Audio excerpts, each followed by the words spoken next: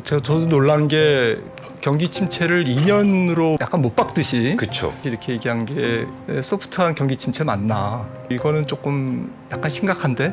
라는 느낌을 받았고요. 2년간 경기가 헤매면 어떤 일이 일어날지 모르잖아요. 주식시장이 가장 싫어하는 불확실성이 언제 해소될지 모른다라는 조금 불안감이 조성되는 거잖아요. 중앙은행이 뭐 어마어마한 침체가 온다 이렇게 얘기할 수는 없잖아요. 그 심리적으로 영향을 주니까 말도 하지만 2년간 침체가 올 것 같다. 잘 회복되지 못할 거라는 얘기잖아요. 좀 연준에 맞서지 말라라는 격언도 있는데 예.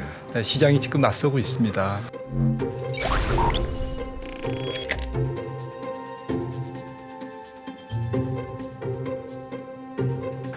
알겠습니다. 오늘은 좀 어떤 얘기 좀 나눠볼까요?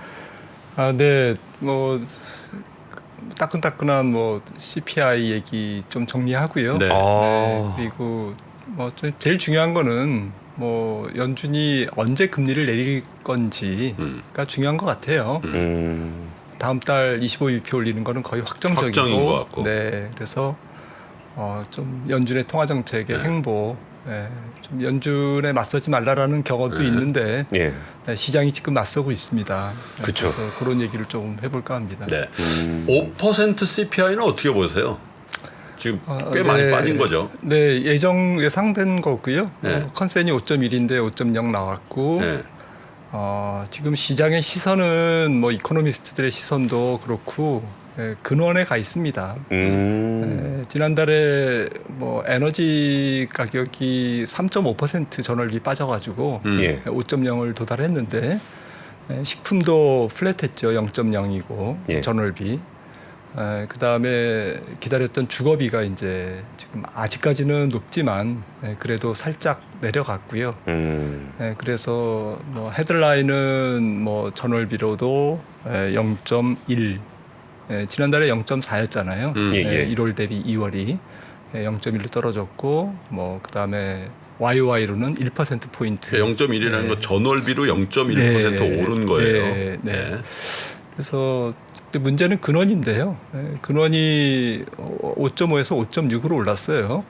그리고 전월비로도 1월 대비 2월이 0.5였는데 2월 대비 3월은 어제 나온 지표는 0.5에서 0.4로. 0.4. 그 지표 이렇게 살짝. 띄워주고서 네. 같이 보시면 좋을 것 같은데요. 네. 예. 그래서 뭐 정리를 해드리면 헤드라인은 뭐 나올 게 나왔다. 제일 끝에만 보시면 되고요. 그다음에 전월비는 여기 있습니다. 여기 있고 에너지 가격이 많이 떨어졌죠. 3.5%. 그리고 슈퍼코어 여기는 안 나와 있는데 2022년 7월 이후에 가장 낮은 그런 상승률을 보였습니다. 파월 의장이 주목하는 뭐 수시로 얘기하죠. 그다음에 그 쉘터, 주거비와 주거비. 에너지를 뺀 슈퍼 서비스 물가, 근원 물가인데요. 이게 2022년 7월 이후에 최저치인데 전월에 6.1에서 5.9로 떨어졌어요. 예. 그러니까 0.2% 포인트 떨어진 게 굉장히 긍정적입니다. 전월비로는 0.5에서 0.4로 떨어졌거든요. 그 좀 가대가대로 0.1 떨어진 네. 게 많이 떨어졌다고 하시니까 체감은 잘 안 되는데 네. 워낙 안 떨어지는 숫자니까 더 그렇겠죠. 네. 그리고 어쨌든 이렇게 보면 상품은 다 떨어졌어요. 근데 최근에 이제 미국에서 유가가 오르고 있죠. 갤런당 한 2.89 뭐 지역마다 다르지만 이 정도까지 떨어졌다가 다시 최근에 3%, 3.4, 네, 3.4, 중반까지. 네, 4, 5까지 이제 올라와 있습니다. 그래서 4월 달에는 이 저기 상품 물가, 특히 에너지 물가가 조금 비우호적으로 영향을 미칠 것 같고, 지금 뭐 물가 측면에서 제가 보는 거는 뭐 헤드라인 같은 경우는 확연한 디스인플레이션이에요. 그렇죠. 문제는 이제 근원인데 근원이 좀 잘 안 떨어질 것 같아요, 하반기에.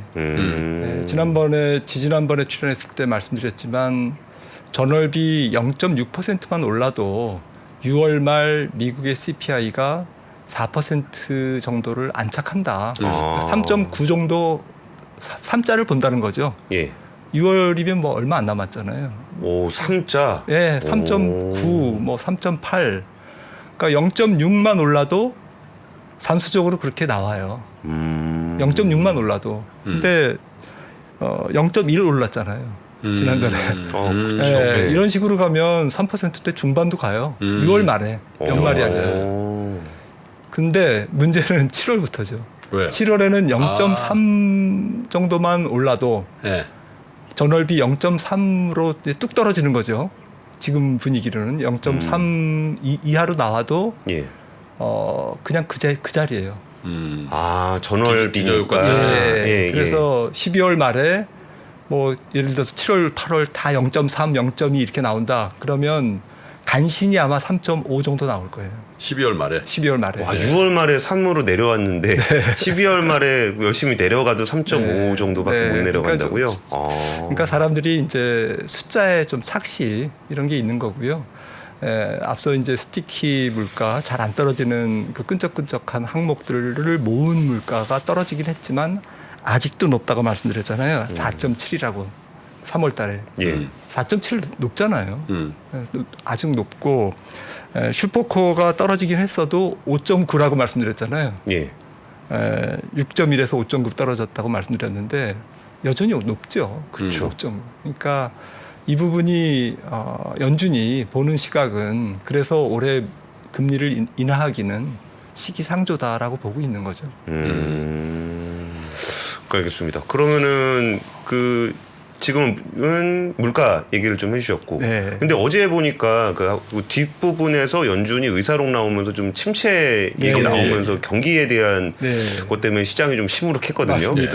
그러면은 그 경기 전망은 좀 어떻게 보고 계세요? 네, 말씀 주셨듯이 2시 이후부터 이제 주가가 밀렸는데 지난주에도 좀 제가 말씀드린 게 과잉통화 공급의 후유증이 있어서 물가가 떨어져도 근원 물가는 잘 안 떨어질 거다라고 이제 반복해서 말씀드렸고, 예. 그 다음에 위기를 2008년과 비교하면서 역대급 위기는 오지 않겠지만 약한 고리는 좀 건드릴 가능성이 있다. 그러니까 은행들이 미국 은행이 한 5, 6천 개 되잖아요. 네. 그 중에서 뭐 몇 개가 이렇게 문제를 일으킬 소지는 있다라는 거죠. 그런 정도를 말씀을 드렸고, 그 다음에 경기에 대해서는 올해 말부터 내년에 걸쳐서 경기 침체가 좀 지속될 것 같다, 좀 장기화될 것 같다 이렇게 말씀을 드렸는데. 어제 FOMC 의사록 3주 전에 있었던 3월 22일 FOMC 의사록이 나왔는데 평상시에는 별로 이제 FOMC 의사록에 관심이 없었는데 그쵸. 요즘 때가 때인 만큼 되게 관심이 많습니다. 그래서 저도 놀란 게 경기 침체를 2년으로 약간 못 박듯이 그렇죠. 확언하듯이 이렇게 얘기한 게 이게 소프트한 경기 침체 맞나? 소프트하지만 기간이 길 거라는 얘기인데 논지는 그래도 이거는 조금 약간 심각한데? 라는 느낌을 받았고요. 뉘앙스상. 그 표현은 완만한이었는데 네. 그 기간을 2년 이러면 네. 그게 뭐가 완만하냐 이게 박사님 의견이세요? 아니 그리고 완만할지언정 2년간 굉장히 헤매면 경기가 헤매면 어떤 일이 일어날지 모르잖아요. 주식시장이 가장 싫어하는 불확실성이 언제 해소될지 모른다라는 조금 불안감이 조성되는 거잖아요. 그래서 오늘 신조어 나왔다니까요. 박스닥. 밀고 계십니까? 갇혀버려. 네, 미국 방송, 미국 가서 이런 방송을 하려고 그래. 좋습니다. 중앙은행이 뭐 어마어마한 침체가 온다 이렇게 얘기할 수는 없잖아요. 그렇죠. 그 심리적으로 영향을 주니까. 근데 완만하지만 소프트하지만 마일드하지만 2년간 침체가 올 것 같다. 잘 회복되지 못할 거라는 얘기잖아요. 그래서 이런 살짝 부분이 자기 임기하고 겹치네요. 제롬 파월. 그래서 IMF가 마침 이제 4월하고 10월 경기 전망을 내놓는데 4월 경기 전망이 이제 엊그제 나왔습니다. 지금 차트를 보시면은 이제 2023년을 이 점선이 지난 1월에 전망한 거예요. 작년 1월에. 그러니까 한 1년 남짓 전에 전망한 것보다 훨씬 낮아졌죠. 파란색이 이제 선진국입니다. 그다음에 까만색 선이 세계 전체인데 세계 전체도 2023년 보시면 작년 1월보다 많이 낮아졌고 빨간색 선이 신흥국인데 신흥국도 이제 낮아졌습니다. 근데 주목해서 보실 거는 2024년을 이렇게 L자형으로 전망했어요. 사실 2022년 2.7, 1.3, 1.4 내년에 올해 1.3, 1.4. 신흥국도 3.9, 4.2 좀 많이 올라가는 걸로 보지 않았잖아요. IMF 많이 틀립니다. 물론 이제 많이 틀리지만 예. 이게 저희가 이제 그래도 좀 기대를 한 데가 없으니까 이제 보는 건데요. 세계는 3.4, 2.8, 3.0. 미국은 1.6, 내년에는 1.1. 내려갔네요. 네. 예. 미국의 잠재 성장률이 한 1.8 정도로 알려져 있잖아요. 그러니까 잠재 성장률 밑으로 계속 헤맬 거다. 아니 미국 하면 그래도 고용 시장이 타이트하고 지금 뭐 가계부채도 없고 예. 은행도 건전한데 이런 미국이 올해 1.6 고작 뭐 물론 이제 1.6도 조금 의견이 다르죠. 3월 20일 연준은 S&P에서 0.4로 전망했습니다. 0.4. 네, 0.4로 전망했는데 IMF는 1.6. 중요한 거는 내년에도 1.1. 네, 그러니까 이제 조금 어제 나온 의사록과 조금 일치하는 거죠. 그러네요. 이 L자형이라는 게 예. 이렇게 해석을 지금 뭐 좀 장기 그래프를 가져와서 좀 죄송합니다만 다음 차트를 보시면 인플레는 경기 침체의 씨앗이다. 1969년에 나훈아 선생님이 부른 눈물의 씨앗. 사랑은 눈물의 씨앗. 이제 연식이 되신 분들은 와. 좀 아시는데 김한일 박사님도 이런 유머를 하시는군요. 이 3년 전에 이걸 미스터 유머로 부르세요? 트로트에서 정동원 학생이 예. 지금 중학생 됐겠네. 이 나훈아 선생님의 눈물의 씨앗, 사랑은 눈물의 씨앗을 불렀죠. 색스폰 연주 이제 멋지게 하고. 그런가요? 네. 근데 이게 사랑은 눈물의 씨앗이 아니라 인플레는 경기 침체의 씨앗입니다. 한 3%에서 4%에 넘는 인플레이션이 이 빨간색 선이 인플레이션인데요. 항상 75%에서 80%가 될 거예요. 80%의 확률로. 그러니까 10번 중에 한 8번은 예. 경기 침체 왔다라는 거죠. 근데 이번에는 9%를 무려 뚫었으니까 예. 경기 침체가 오는데 연준은 이게 좀 기간으로 좀 본 것 같아요. 미국 경제가 워낙 고용 시장도 수급이 타이트하고 하니까 이렇게 그 기간적으로 한 2년 정도 이렇게 아마 경기 침체에 저기를 비용을 지불할 거다라고 이제 보는 것 같습니다. 예. 그러네요. 이게 진짜 과거를 보더라도 저는 장 빠지는 얘기는 별로 하고 싶지 않은데 이 장기 차트로 보니까 약간 좀 장 빠지는 얘기 분위기이긴 하네요. 예. 근데 고용이 그 생각보다 이렇게 탄탄하게 좀 유지가 되고 있는 부분들도 약간 미스테리잖아요. 이게 경기가 그래도 좋으니까 고용이 유지되고 뭐 그러는 거 아니겠어요? 예, 미국은 어쨌든 한 달 전에 말씀을 드렸던 것 같은데 노동 수요와 공급이 한 470만 명 정도 괴리가 있다. 그러니까 노동 공급이 수요에 비해서 무려 한 470만 개 정도 부족하다. 공급이 덜 되고 있는데 그 공급이 덜 되고 있는 이유를 보니까 뭐 여러 가지다. 구조적이다.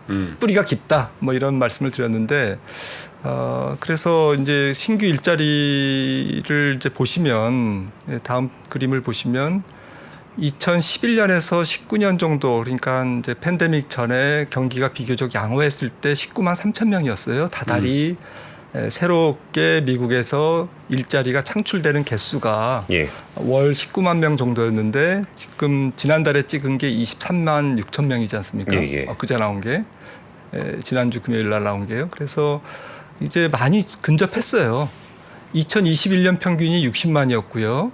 작년 평균이 40만이었어요. 근데 이제 20만 대까지 떨어지고 드디어 2011년에서 19년 평균인 19만 명에 근접한 거죠. 거의 다 내려왔네요. 네, 이러면서 이제 물가가 잡히고 있는 거죠. 물가가 잡히고 있고 그런데 문제는 신규 일자리가 적어도 연준은 이제 추세가 중요하니까 19만 명 이하를 한 6개월 정도 최소한 한 2분기 가까이 지속돼야 아마도 금리를 인하할 수 있을 것 같고요. 제가 볼 때는 그렇게 한 6개월 정도 이렇게 지속되면 아마도 임금 인플레이션이 상당히 내려가 있을 거다. 내려가 있을 거다라고 하는 거죠.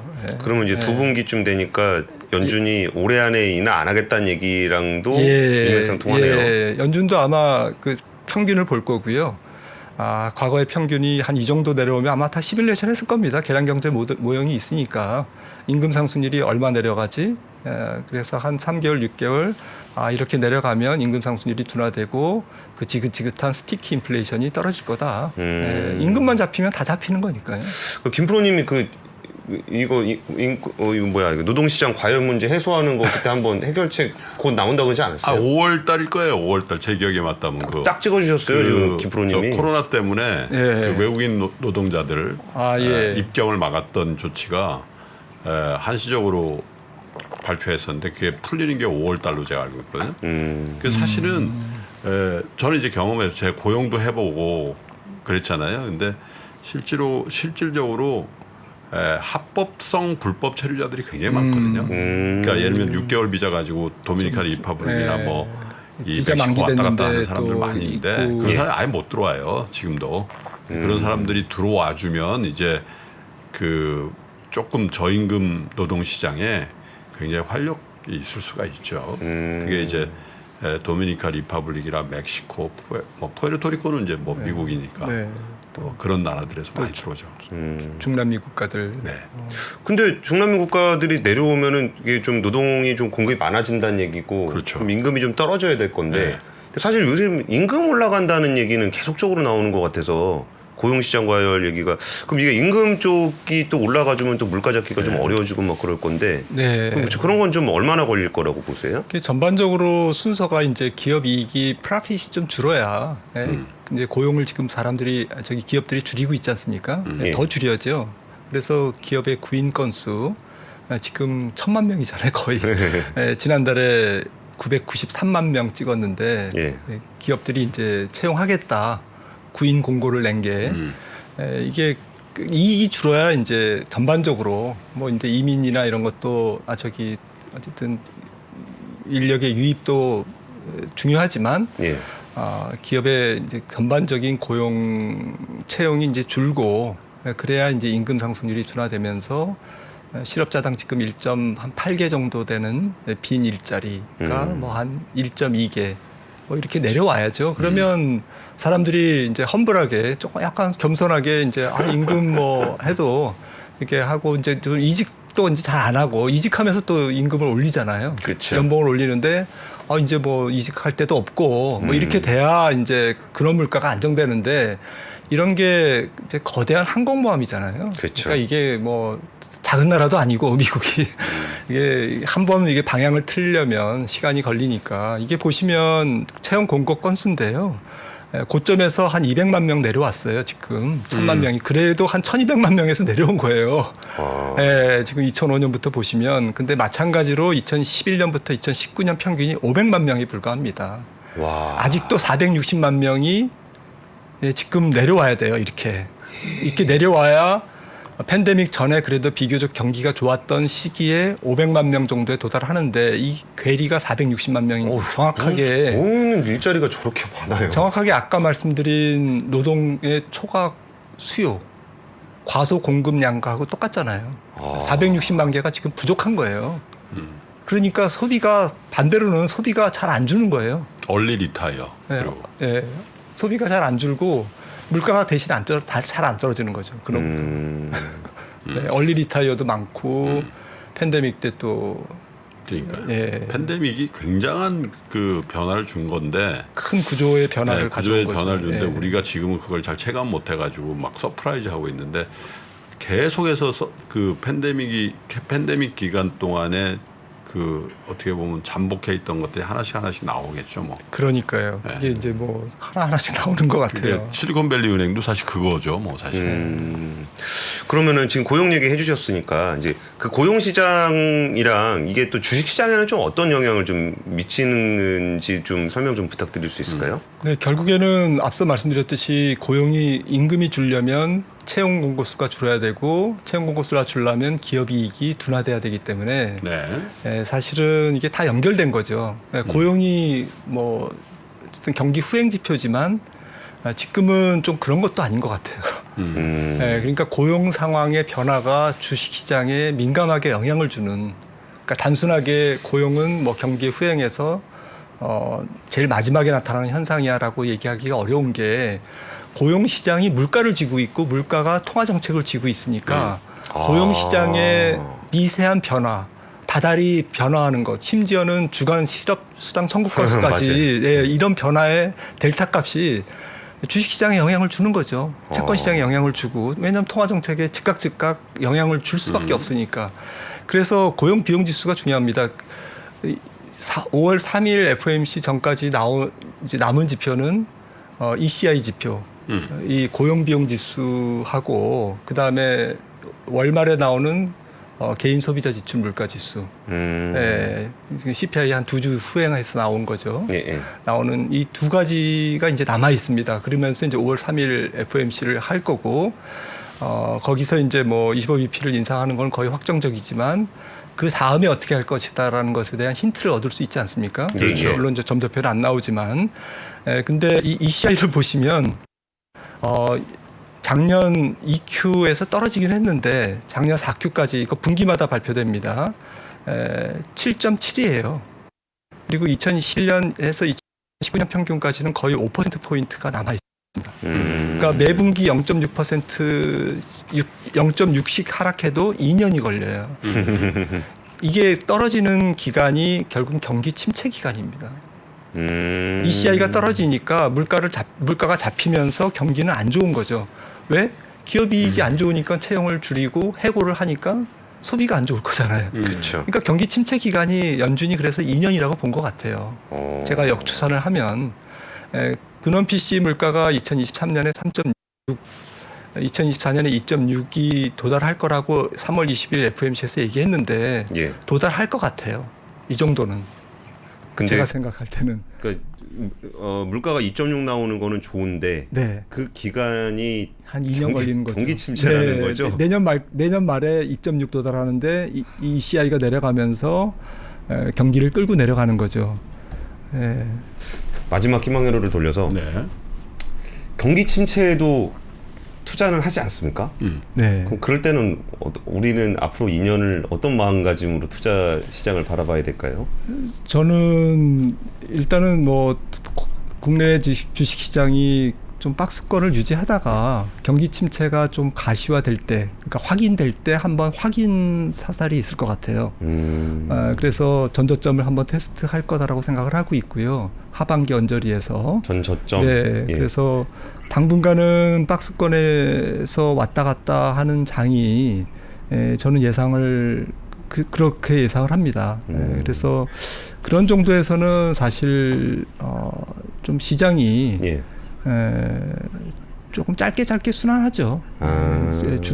주도주는 없지만 비록 종목군별로 좀 짧게 순환할 것 같고, 그 다음에 좀 우량주 중심으로 좀 순환할 것 같고, 그리고 그 당장 실적이 안 찍혀도 앞으로 실적이 좋아질 거다라고 하는 게 이제 수주잖아요. 그렇죠. 그 수주가 느는 산업들이 올라갈 것 같아요.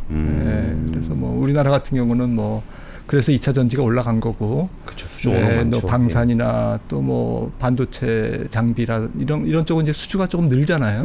찍히니까 이제 이런 업종 쪽으로 이제 순환매가 돌 것 같습니다. 근데 문제는 이제 박스피가 이제 아래로 하향 이탈되는 시점이 한 번 있을 것 같고, 이제 그 부분이 이제 역실적 장세, 그러니까 실적이 안 좋은 걸 확인하면서 한번 꺾이는 이제 그러한 장이 빠르면 뭐 가을, 조금 늦으면 뭐 한 초겨울 정도에 나오지 않을까. 그럼 날씨 따뜻할 때는 해도 된다는 말씀? 네, 제 생각에는 뭐 좀 겁을 주겠지만 네. 겁은 시장이 많이 줄 것 같아요. 근데 매크로 관점에서는 탑다운 아이디어는 시장이 잘 버틸 거라고 생각을 합니다. 우여곡절은 있겠지만 잘 버틸 거다. 왜냐하면은 이게 좀 장기전이거든요. 지금 오늘 말씀드렸듯이 시장이 한번 이 차트를 보시면 아까 말씀드린 이제 기업 채용 건수, 구인 건수와 S&P 500을 같이 그렸습니다. 거의 같이 다니네요. 네, 사실은 이제 조금 세밀히 보면 주가가 구인 건수에 한 6개월 선행합니다. 네, 그러니까 고용이 한 6개월 후행하는데 거의 동행하죠. 근데 이제 앞서 말씀드린 것처럼 이제 993만 명에서 500만 명대로 이제 쭉 이제 내려오는 이 지루한 과정, 이 과정이 이제 경기가 슬로우 다운되는 과정인데 이 과정에서 이 과정이 굉장히 길면 사람들이 체감을 못해요. 네, 사람들이 체감을 못하고 기업 이익도 서서히 줄 거예요. 네. 서서히 주니까 고용이 서서히 줄겠죠. 네, 그러니까 경기 침체 기간도 길고. 그 소리가 지금 약간 그 소음이 좀 들어와서 뭐 시간도 다 되긴 했는데 네, 저희가 광고 시간에 재부팅도 좀 하느라고 네, 그러면은 마이크 체크를 좀 해야 되니까 선생님 한 1분 정도 좀 먼저 여기서 마감을 하겠습니다. 마감을 하도록 하겠습니다. 네. 뭐 오늘 좋은 말씀 감사드립니다. 네, 감사합니다. 네, 네. 어디서도 볼 수 없는 조합으로 진행되는 4주간의 AI 특강 시리즈 지혜의 밤에서 만나보세요.